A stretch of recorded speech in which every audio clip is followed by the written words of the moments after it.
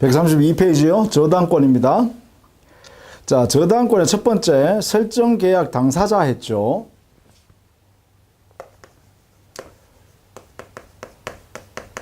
자, 저당권 설정 계약의 당사자는 원칙이 우리 법에서 배울 때 이렇게 하나, 기본서에서 이렇게 하죠. 저당권 설정자하고 저당권자가 당사자다. 계약 당사자는 이렇게 해석합니다. 이때 저당권자는 반드시 채권자여야 한다. 이렇게만 이렇게 붙였죠. 여기는 채권자만. 설정자는 채무자일 수도 있고 제3취득자인 제3자인 물상보증인도 될 수 있죠. 이 제3자를 우리는 보통 물상보증인이라고 하죠. 이렇게 합니다. 이게 된다 했어요. 이렇게. 근데 여기서 이제 예외 문제, 여기 이 문제예요. 저당권자는 채권자에 한한다 이렇게 했잖아요. 그런데 여기에 다만 우리 판례가 여기에 예외를 허용하겠다 이런 이야기가 있어요. 요걸 좀 봐달라는 것이죠. 그게 바로 1번 동그라미요. 제3자 명의 저당권 등기. 제3자를 저당권자라고 등기 명의를 했다. 등기 명인. 원래는 안 되죠. 채권자만 저당권자여야 되니까요. 자, 어떤 경우면 우리 판례가 제3자임에도 불구하고 채권자가 아닌데도 불구하고 저당권자라고 등기를 할 수 있느냐 이 말이죠. 거기에 보면 자, 채권과 그를 담보하는 저당권은 담보 물권의 부수성에 의해서 원칙적으로 그 주체를 달리할 수 없으나 채권 담보를 위하여 저당권을 설정하는 경우 제3자 명의로 저당권 등기를 하는 데 대하여 채권자, 채무자, 그리고 그 제3자 이 3자의 합의하에 이루어졌다. 합의가 이루어지고 어떻게 해요? 이렇게 등기하자고 합의했다는 거죠. 합의. 그 다음에 중요한 게 있어요. 이 합의했는데 왜 이렇게 합의했냐면 요 채권자가 가지고 있는 채권 있죠. 피담보 채권입니다.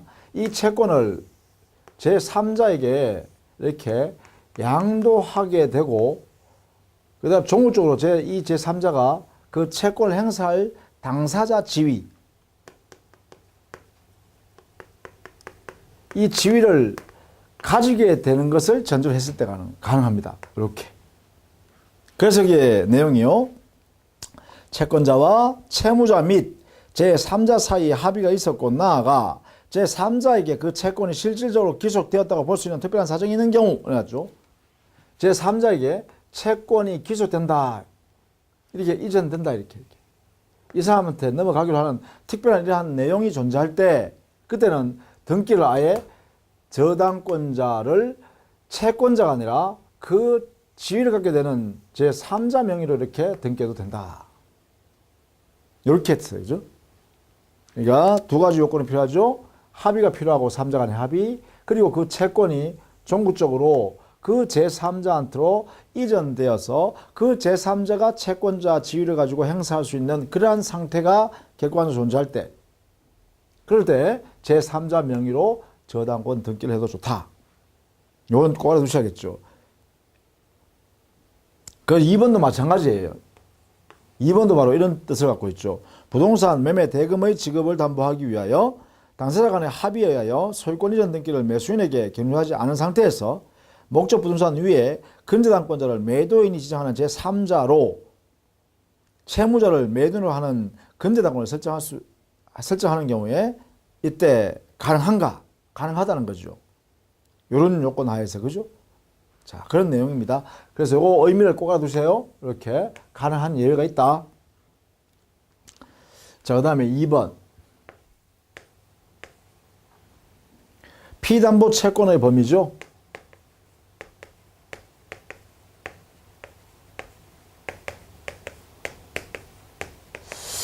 우리 민법상 피담보 채권의 범위는 원본, 이자, 위약금, 손해배상, 그리고 저당권 실행 비용. 요 손해배상은 이행기 후 1년분에 한한다. 여기 돼 있었죠. 자, 여기에 대한 내용입니다.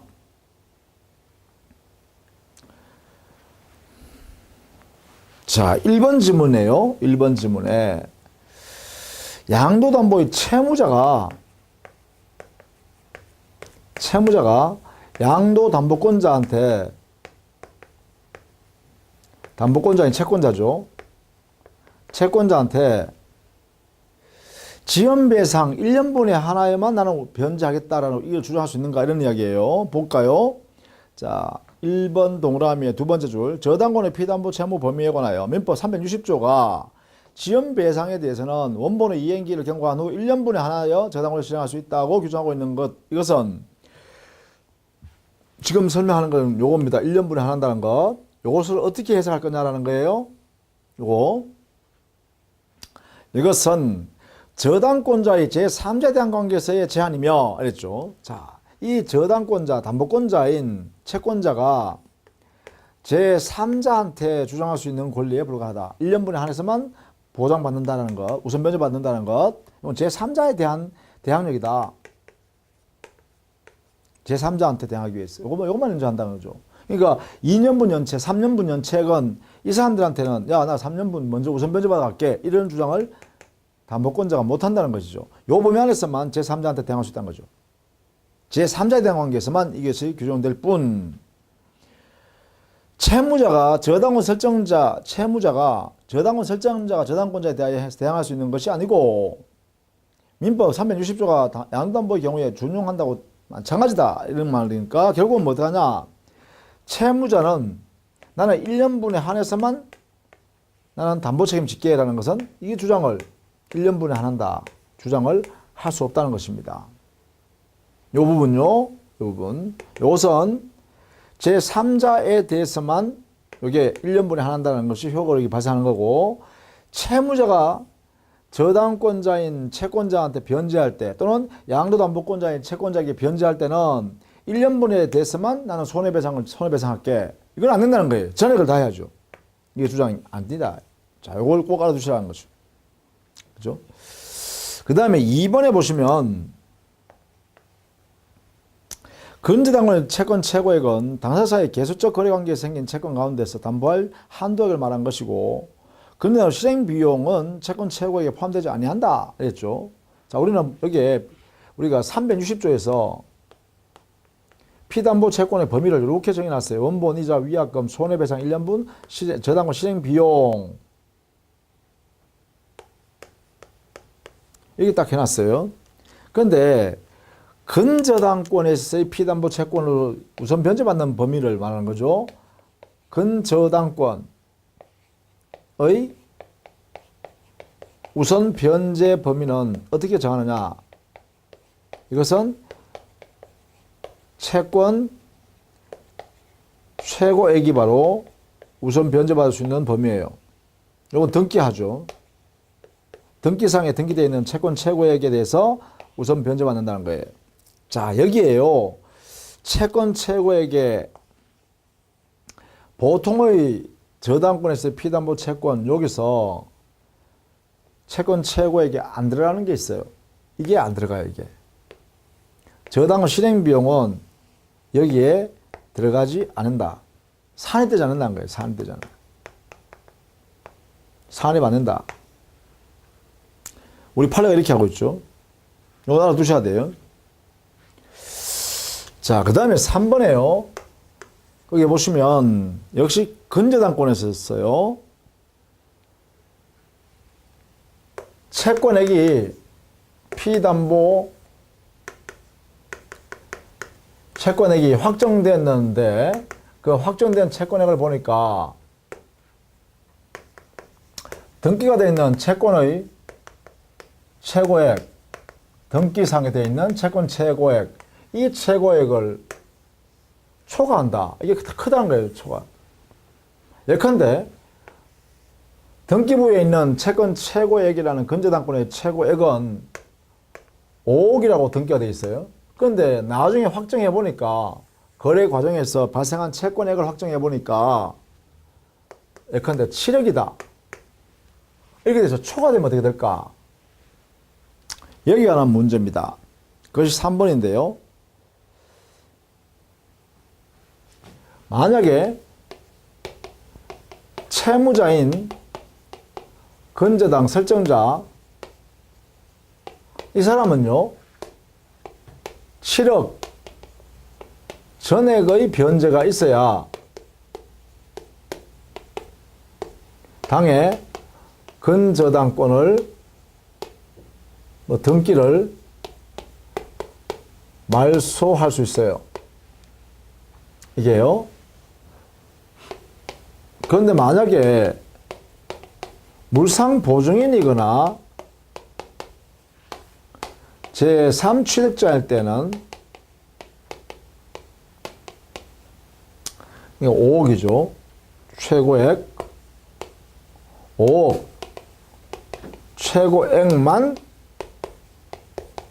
이렇게 변제하면 근저당권의 말소를 청구할 수 있다. 등기 이걸 말소를 청구할 수 있다. 자, 이 내용을 반드시 알아두라는 거예요.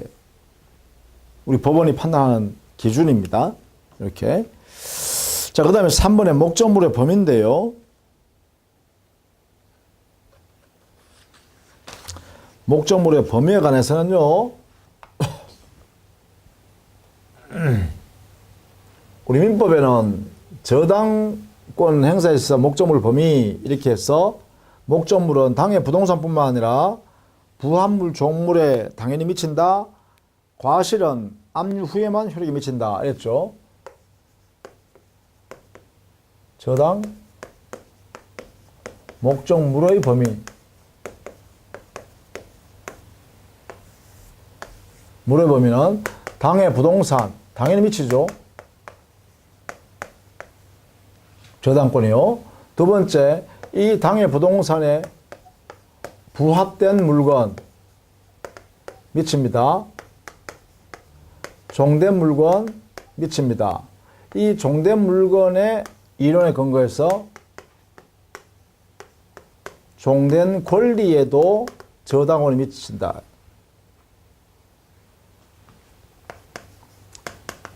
과실은 압류 후에만 미친다. 자, 이렇게 우리 민법이 정해놨어요.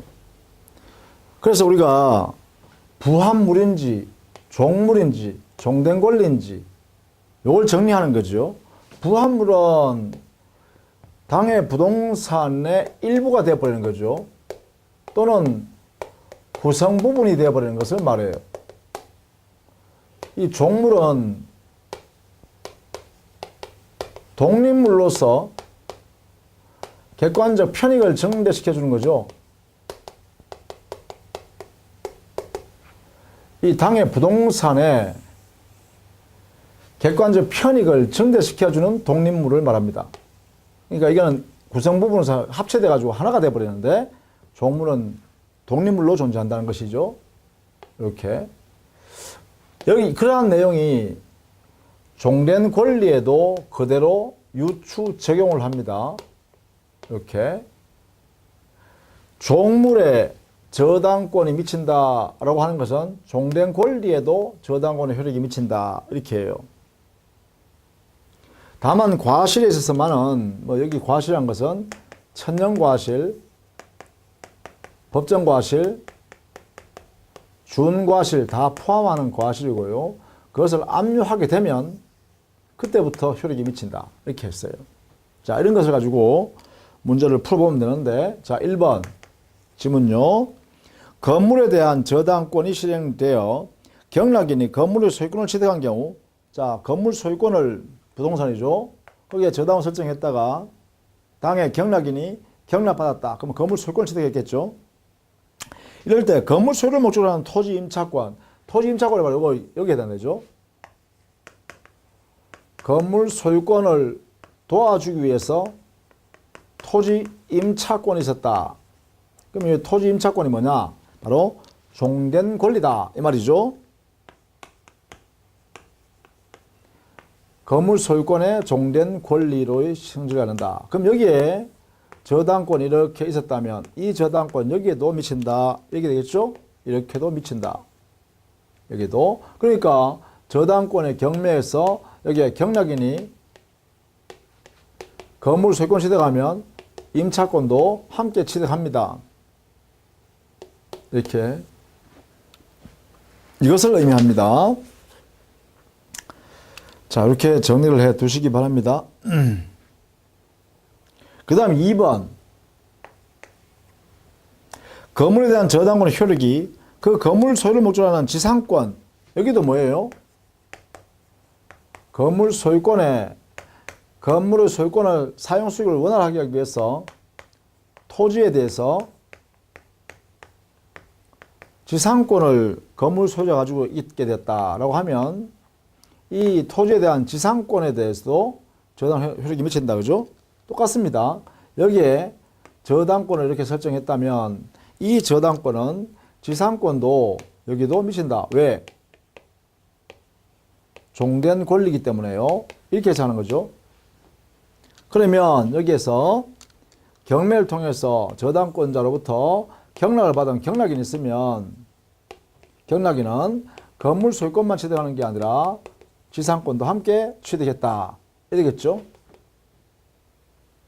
왜 그러냐면 저당 효력이 이렇게 미치고 있기 때문이다. 이 말입니다. 이렇게 미치고 있기 때문이다. 그 다음에 3번.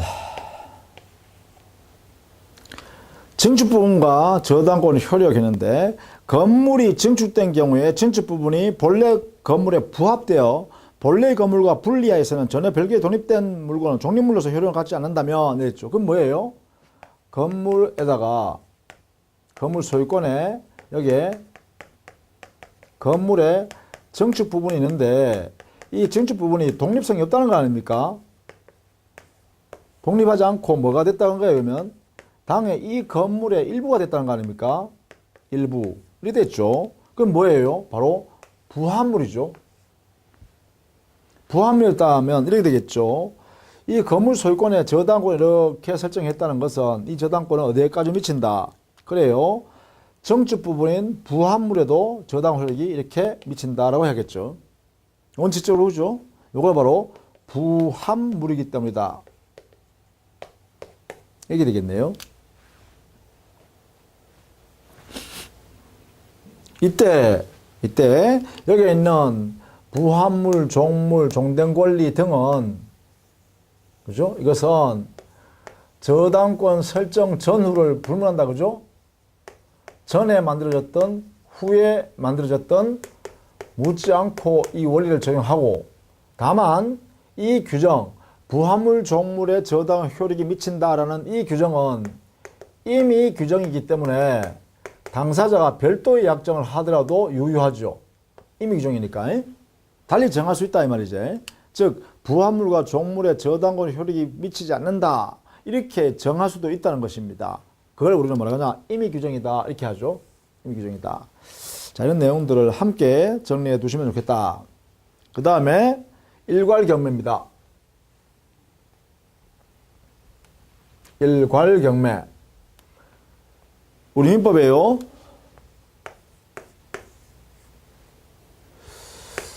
일괄경매는요. 이게 365조의 명문으로 규정되어 있는데요. 그 요건이 어떤 거냐면 나지에다가 저당권이 일단 설정이 되어야 합니다. 이게 1번. 두 번째, 그 저당권 설정자가 이 사람 누구예요?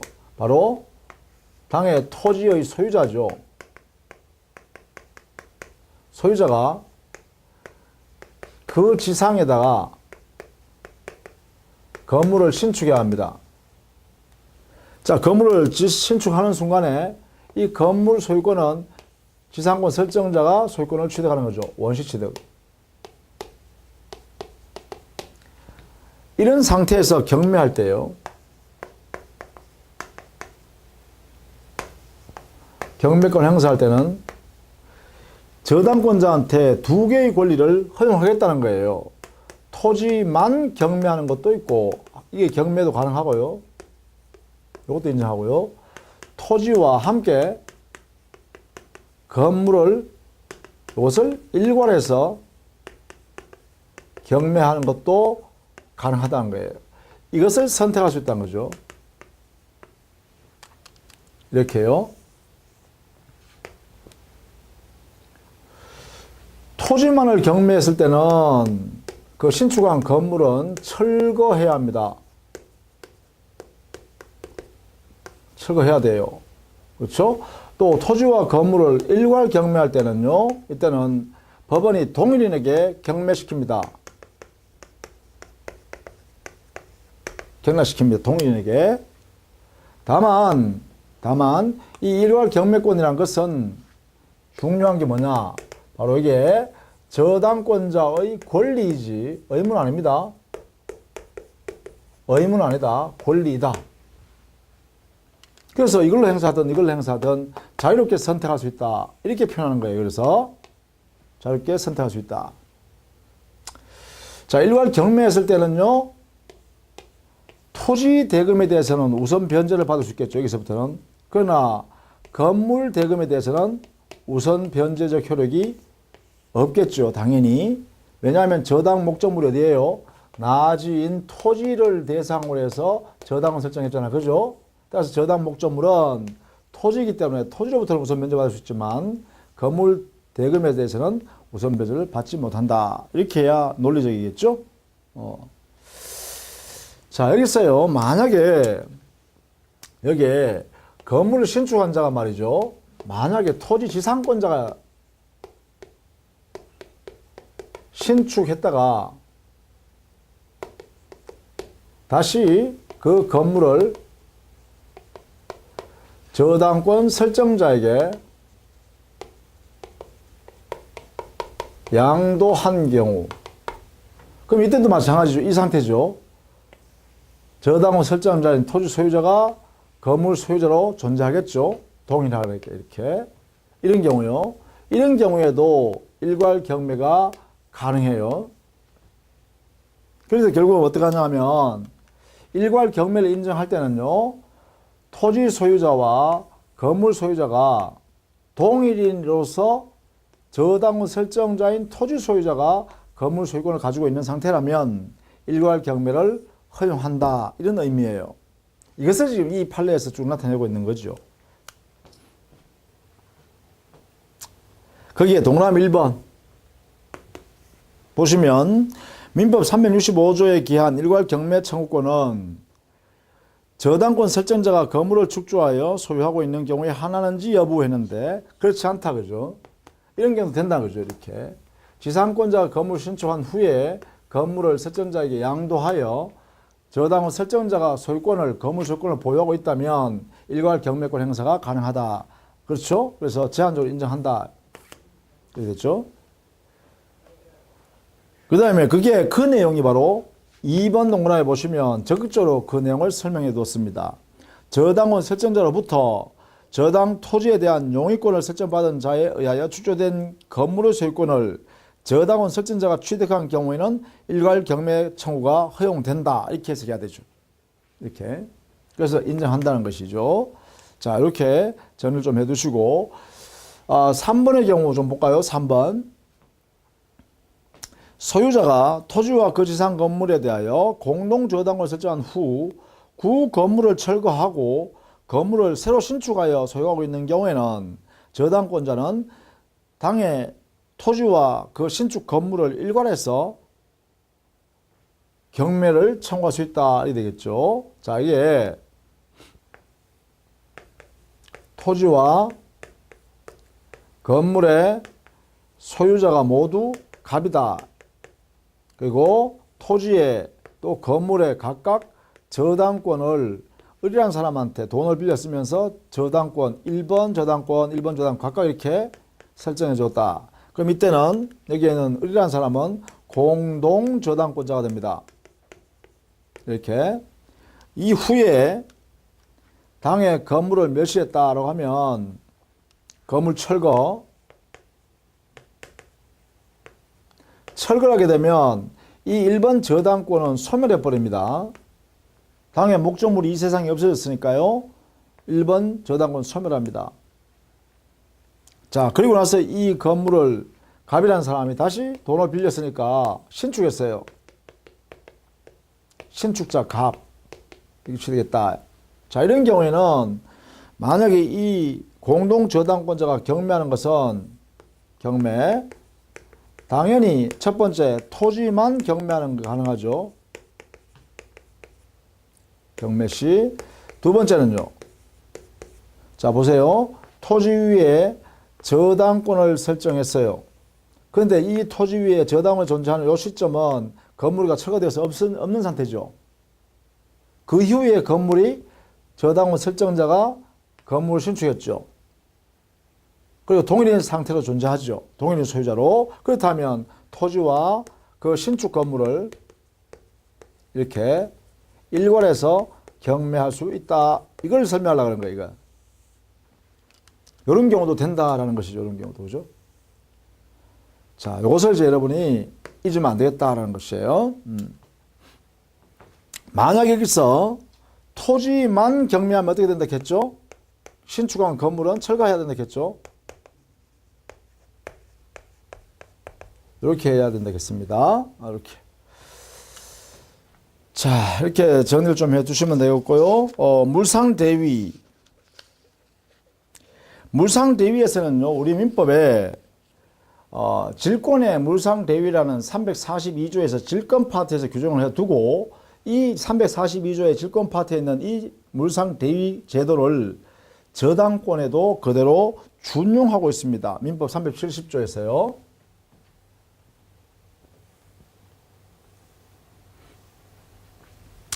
자, 그러면 이 물상대위라는 이 내용은 기본적으로요.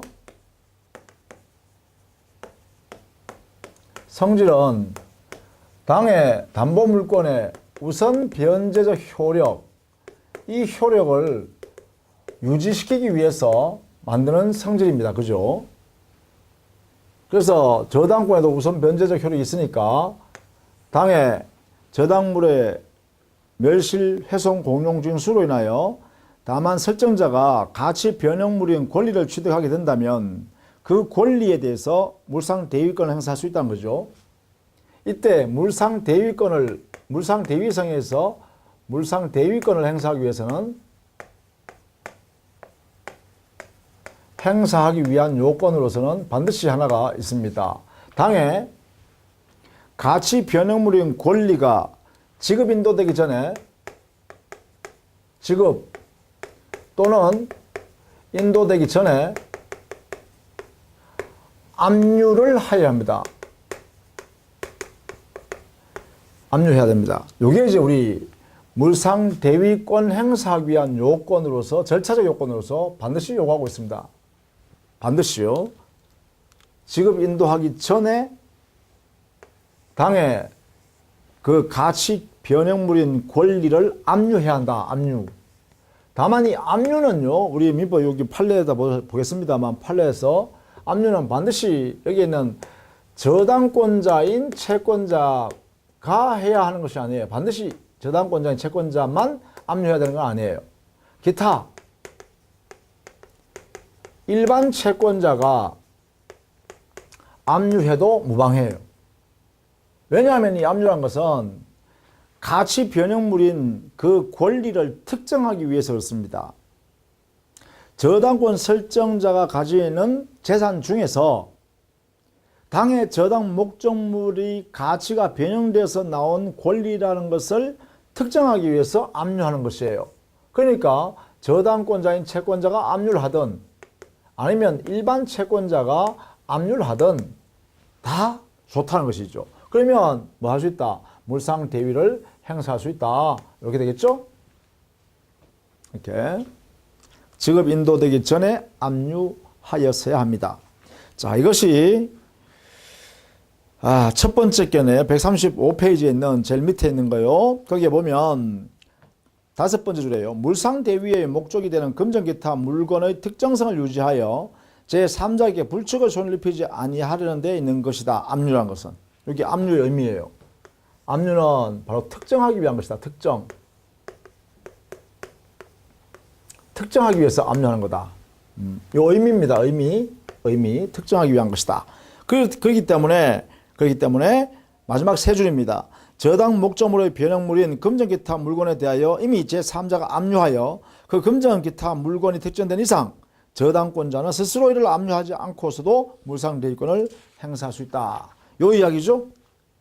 저당권자인 채권자가 압류해야만 되는 것이 아니라 기타 일반 채권자가 압류해도 좋다. 이것을 설명하는 것이죠. 자, 그렇게 정리해 두시면 되겠네요. 그 다음에 6번에요. 우선 변제 효력에 관한 이야기인데요. 자, 1번에요. 가압류 등기 후에 경유된 건재당권 설정 등기의 효력했습니다.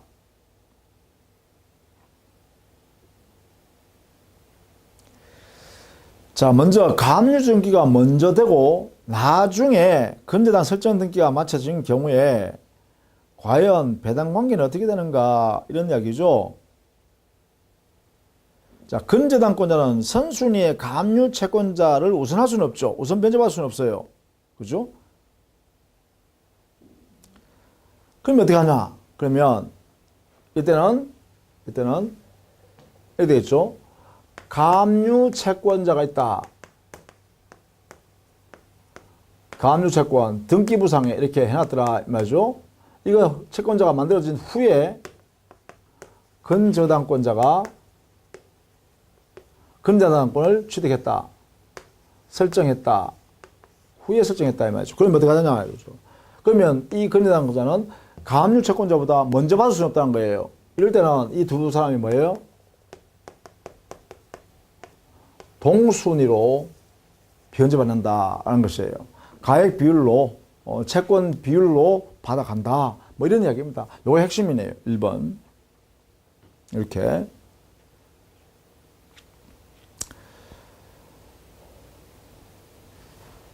요걸 하나 두시겠죠? 그 다음에 7번. 제3취득자 지위인데요. 이 제3취득자는 일정한 우리 민법 규정에 의해서 보호를 받습니다. 왜냐하면 먼저 제3취득자라는 것은 의미가 뜻이 저당권이 이미 설정되어 있는 저당권부 부동산을 소유권을 그 후에 소유권을 취득하거나 또는 지상권이나 전세권을 취득한 경우입니다. 소유자, 지상권자, 전세권자 이런 사람을 우리는 제3취득자라고 합니다. 이때 제3취득자는요. 이 저당권이 행사가 되어버리면 경매죠. 경매가 이루어져 버리면 이 사람들은 소유권 상실, 지상권, 전세권은 소멸해버립니다. 이런 운명에 놓이는 사람이 제3취득자예요. 그래서 이 제3취득을 보호하기 위해서 우리 민법에는 세 가지 제도를 가지고 보호를 특별히 합니다. 첫 번째는 경매받을 수 있는 경매인 자격을 인정하고 스스로 경매받을 수 있도록 한다 이 말이죠. 두 번째는 채무자를 대신해서 변제를 할 수 있도록 합니다. 세 번째는 이 제3취득자가 당해 저당물을 점유하여 사용 수용하고 오는 과정에서 비용을 투입한 것이 있으면 그 비용 상환에 관해서는 저당권자보다 당해 경락 대금으로부터 우선 변제받을 수도 있게요. 그리고는 비용 상환의 우선 변제. 저당권자보다도 우선 변제받도록 하고 있어요. 자, 그 중에 말입니다. 여기서는 변제권, 요것을 좀 보려고 합니다. 요거 2번. 자, 이 대위 변제에 대한 판례가 뭐냐 하면, 자, 1번. 경매 부동산을 매수한 제3취득자가 채무자일 때에 위하여 그 부동산으로 담보되는 채권 최고액과 경매 비용을 변제 공탁하면 그 3취득자는 민법 364조에 의하여 그 금당권 소멸을 청구할 수 있고 이는 그 제3취득자의 고유의 권리라고 하여야 한다. 이랬죠. 자, 대신 변제했으니까 이게 변제가 뭐예요? 피담보 채권을 변제한 거죠. 피담보 채권을 변제한 것이기 때문에 당의 저당권 또는 근저당권 이 자체는 소멸되어 버렸죠.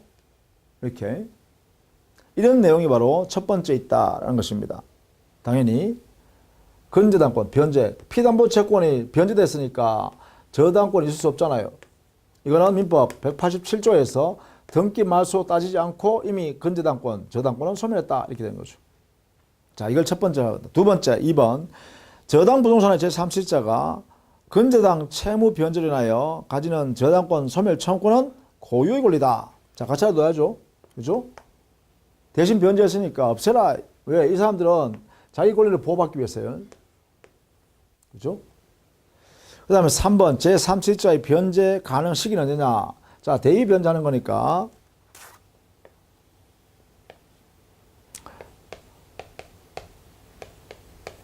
변제기는요, 그 피담보 채권이 변제기 도래했을 때입니다.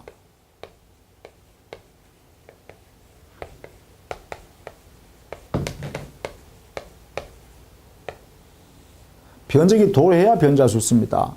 자, 여기 하나 더 하려고 하면 변제해야 할 금액, 변제가 얼마냐?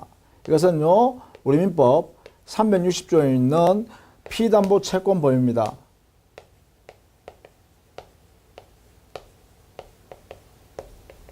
원본, 이자, 위약금, 그리고 손해배상을 1년분에 한한다. 그리고 저당권 실행비용까지 변제하면 된다 이 말이죠. 이게 대의변제의 내용이다라는 것입니다.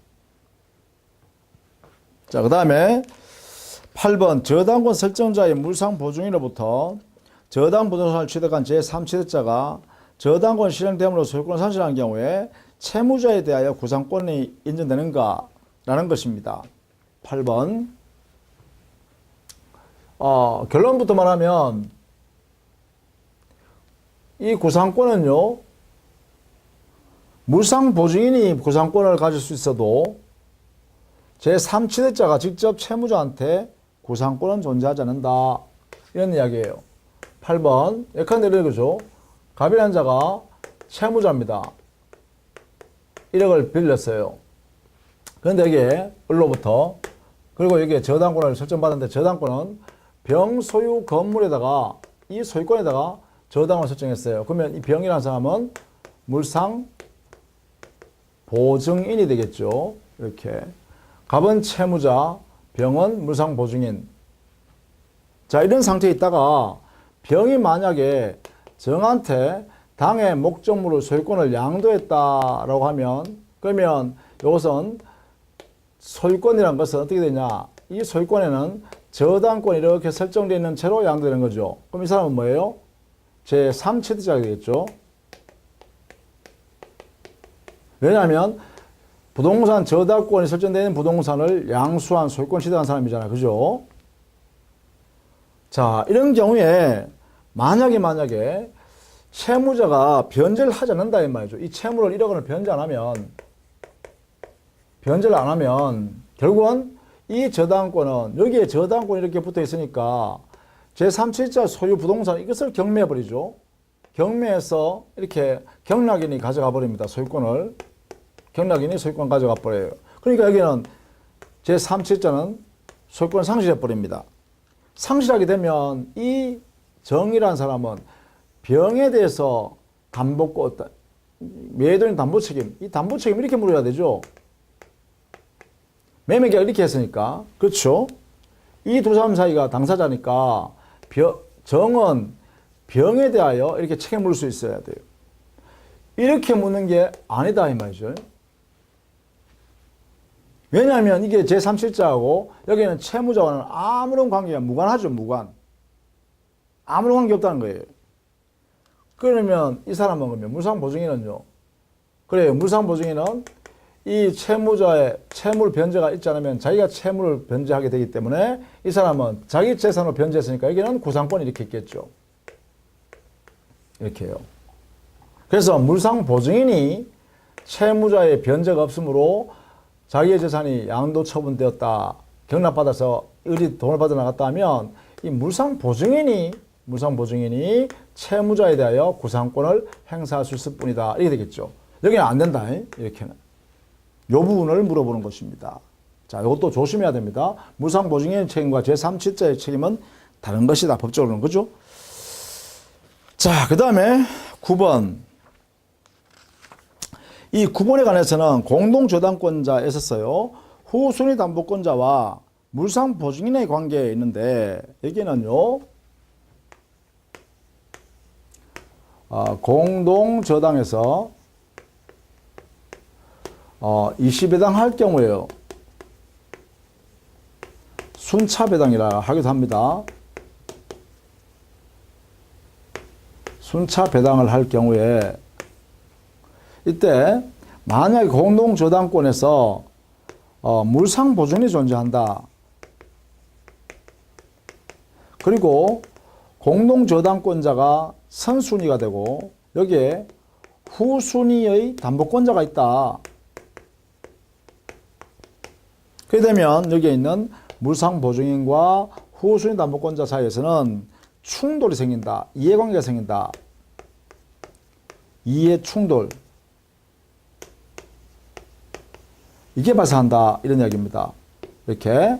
자, 이럴 경우에 우리 민법에서는 이 후순위 담보권자에서의 20배당에서는 후순위 담보권자를 보호하기 위해서 선순위의 공동저당권자를 대위할 수 있는 대위권을 인정해서 이 대위권을 통해서 물상보증인 소유 부동산 여기에 지금 담보되어 있는 담보 제공되어 있는 공동저당으로 담보되어 있는 이 부동산에 대위권 행사로 들어갈 겁니다. 이때 물상보증인은 이 후순위 담보권자와 아무 관계없기 때문에 자기 소유권을 침해하지 못하게 이렇게 방어를 할 거예요. 그러면 후순위 담보권자의 대위권과 물상보증인의 소유권이 충돌하게 되고 이 충돌할 때 누가 우선하느냐에 대해서는 아무런 우리 민법 규정이 없다는 것입니다. 여기에 대해서 우리 법원의 판단은 여기 이제 나오는 거죠. 이 판단은 언제나 물상보증인이 우선한다라는 견해를 취하게 됩니다. 이렇게 물상보증인 우선설. 그래서 대위권 행사를 못하게 해버립니다. 즉 후순위 담보권자가 공동저당권자의 물상보증에 대한 이 권리 행사를 못하게 해버린다. 대위 못하게 한다 이 말이죠. 그래서 대위권이 물상보증인한테는 행사할 수 없다. 이렇게요. 이 판례 때문에 그렇습니다. 이 판례. 대법원 판례. 자, 이것이 이제 9번 이하에 있는 것이에요. 거기에 1번 지문이 바로 적나라하게 나타내고 있는 거죠. 1번 동그라미. 공동저당의 목적인 채무자 소유 부동산과 물상보증인 소유 부동산 중 채무자 소유 부동산에 대하여 먼저 경매가 이루어져 그 경매 대금의 교부에 의하여 1번 공동저당권자가 변제를 받더라도 채무자 소유 부동산에 대한 후순위 저당권자는 민법 368조 제2항 후단에 있는 1번 공동저당권자를 대위하여 물상보증인 소유 부동산에 대하여 저당을 행사할 수 없다. 이 말은 곧 후순위 담보권자가 선순위 공동저당권자를 대위해서 물상보증인 소유 부동산을 경매할 수가 없다. 이런 이야기죠. 이 말은 곧 대위권이 일어나지 않는다. 이 말입니다. 그 의미는 뭐냐? 물상보증인과 후순위 담보권자가 이해관계가 충돌되면 우리 판례는 물상보증인을 우위에 두겠다. 이렇게 해석한다는 거예요. 이것을 꼭 이해해 두셔야겠습니다. 이걸 기준으로 해서 그 밑에 있는 내용들이 쭉 나오게 됩니다. 자, 그 정도로 정리를 좀 해 두시면 되겠어요. 자, 그 다음에 근저당인데요. 근저당 140페이지예요.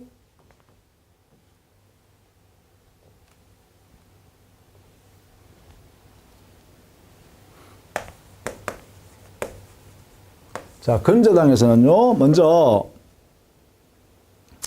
1번 동그라미 알아두셔야겠죠. 채무액이, 확정된 채무액이 채권 최고액을 초과하는 경우 했죠. 그러니까 피담보 채권이 확정해보니까 7억이다. 7억으로 확정되었다. 그런데 최고액은 등기부에 있는 거죠. 등기상에 되어 있는 최고액은 5억으로 되어 있다. 그런데 이래 되어 있을 때 그러면 채무자는 얼마를 변제해야 되냐? 요거는 채무자가 변제해야 된다. 그죠? 채무자 전액을 변제해야 되죠. 전액. 요걸 변제하는 사람은 뭐라 했어요? 물상 보증인이나 제 3. 취득자 이렇게 했죠. 가 변제하면 근저당권을 마주시켜 볼 수 있다. 이렇게 했습니다. 1번.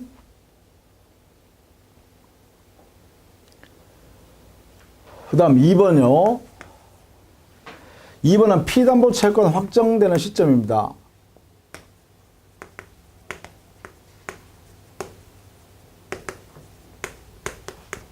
시기의 대표적인 판례입니다. 근저당권자가 경매를 신청하면 이 말은 더 이상 피담보 채권 증감을 원치 않는다라는 게 의사가 명백히 드러난 거죠. 그래서 이때는 이 근저당권자의 피담보 채권은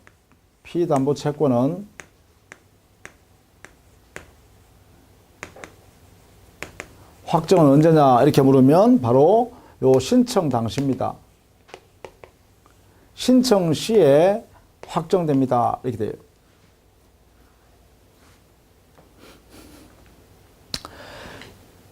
그러면 여기에 만약에 이 근저당권자보다 선순위에 있는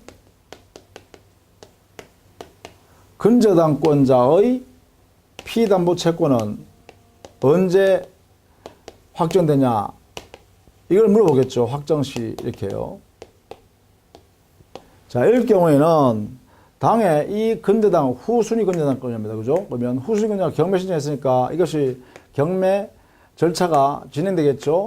절차 진행이 완료되는 거예요. 그게 언제예요? 바로 경락대금을 완납하면 이때부터는 배당으로 넘어가죠. 배당 절차로. 그죠? 그러니까 경락대금이 완납되면 이때부터는 이 선순위 근저당권자의 피담보 채권 여기서 확정돼 버립니다. 그러니까 확정 시기는 이 시점이다. 이렇게. 그래서 이게 있죠. 후순위 근저당권자가 경매 신청하면 그 신청할 때 이 시점에서 확정돼 버려요. 자신의 채권액은 이때 확정돼요. 근데 그 사람, 신청한 사람의 선순위 근저당권자가 존재한다면 이 사람의 피담보 채권은 그 절차가 진행되어서 대금이 완납되는 순간 그때 채권액이 확정된다. 이렇게 되는 거죠. 요 내용을 같이 알아두시면 좋겠죠. 같이. 그 다음에 3번에 근저당권의 피담보 채무가 확정되기 전에는 채무의 범위나 채무자 변경이 가능해요. 이게요. 그리고 근저당권의 채무의 범위나 채무자가 변경된 경우에 변경 전의 범위에 속하는 채권이나 채무자에 대한 채권은 그래요. 그 이후에 발생된 변경된 근저당권의 피담보 채권에서 제외되는지 물어봤죠. 여기에 대해서는 제외된다라고 보는 것이죠. 이미 그 전에 확정됐기 때문에 그렇죠. 확정된 것이면 그렇다 하죠.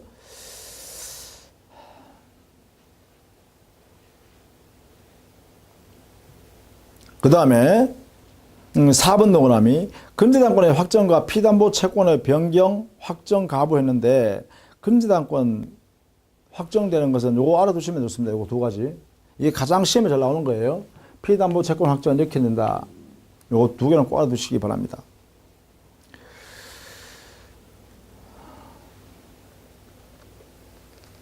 자, 그 다음에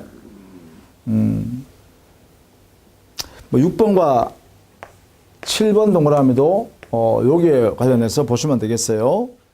이게 그 다음 8번에 개수적 거래로 인한 채무 담보를 위하여 존속기간의 약정이 없는 근저당권을 설정하는 경우에는 피담보 채권 확정은 언제 되느냐? 이것은요, 뭐 거래 관계를 해지하는 순간, 그죠? 당사자 더 이상 개수적 거래 행위를 하지 않겠다라고 의사표시하는 순간에 확정된다라고 해야겠죠.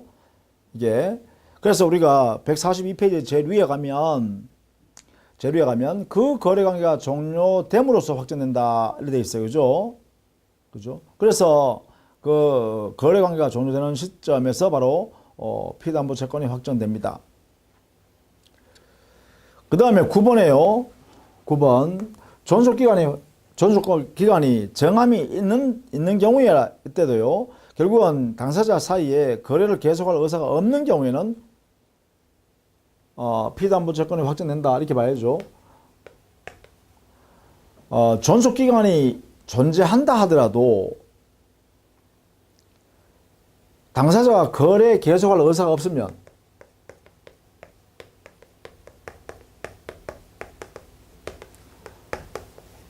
이것이 명백해지면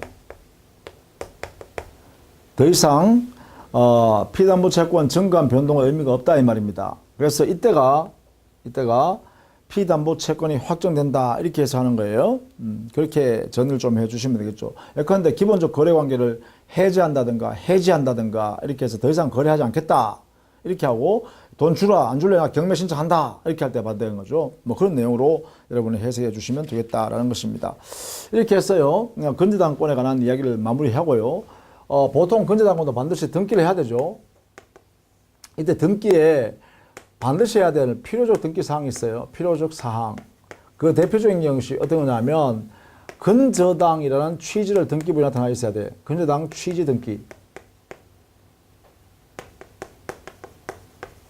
그러니까 건저당이라 표시되어 있어야 되고 그 다음에 채권의 최고액이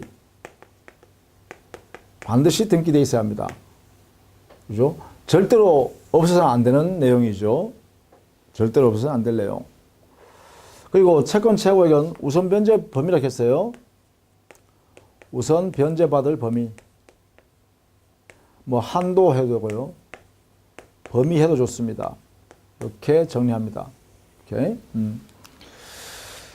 자, 이렇게 했어요. 물권법에 관한 판례를 쭉 일반 봤습니다. 뭐 중요한 내용들 이 정도로 보시면 되겠고 다음 시간부터는 계약법에 있어서의 판례를 또 살펴보도록 하겠습니다. 자, 수고 많으셨습니다.